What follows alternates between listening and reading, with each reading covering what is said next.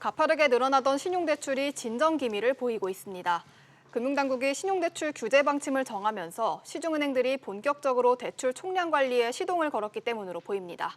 자세한 내용 취재 기자와 함께 더 이야기 나눠보겠습니다. 장지현 기자 나와 있습니다.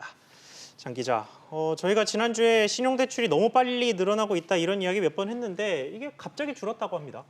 네, 그렇습니다. 대출 규제가 사실상 시작됐다고 보면 될 것 같습니다. 지난 17일 기준 5대 시중은행 신용대출 잔액은 126조 900억 원으로 하루 새 2,436억 원이나 줄었습니다. 지난주 월요일부터 수요일까지 3일 동안 1조 1,200억 원이나 넘게 늘어났다가 감소세로 돌아선 건데요.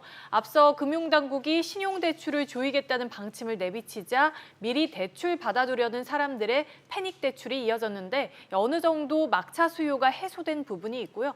여기에 은행들이 대출 총량 관리에 들어간 결과까지 더해진 것으로 보입니다. 외국계 은행들을 중심으로 실제로 영업점 신용대출이 이미 중단된 곳도 생긴 것으로 알려졌습니다. 네, 장 기자, 실제로 지난주에 대출 상담하러 직접 가보셨다고요?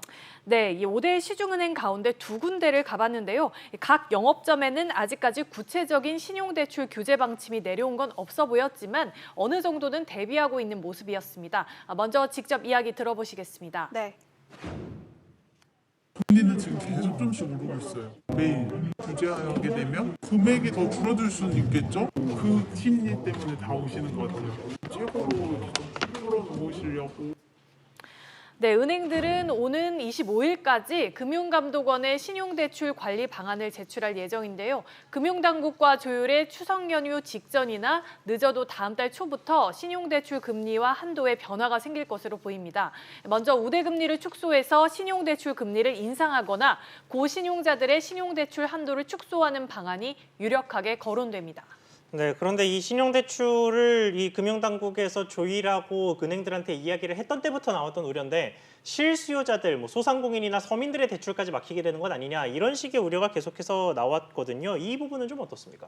네, 정부는 생계형 대출은 건드리지 않겠다는 입장인데요. 은행 분위기별로 보면 추가 대출 더 깐깐해질 가능성이 높아 보입니다.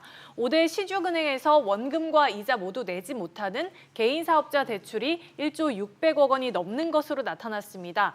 이자 유예 규모만 170억 원이 넘었는데요. 정부는 지난 4월부터 코로나19 사태로 유동성에 어려움을 겪는 중소기업과 소상공인을 대상으로 대출 만기 연장과 이자 상환 유예를 시행하고 있습니다.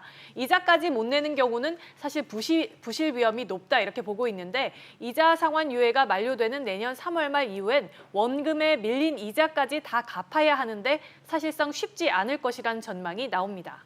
네, 장 기자, 잘 들었습니다.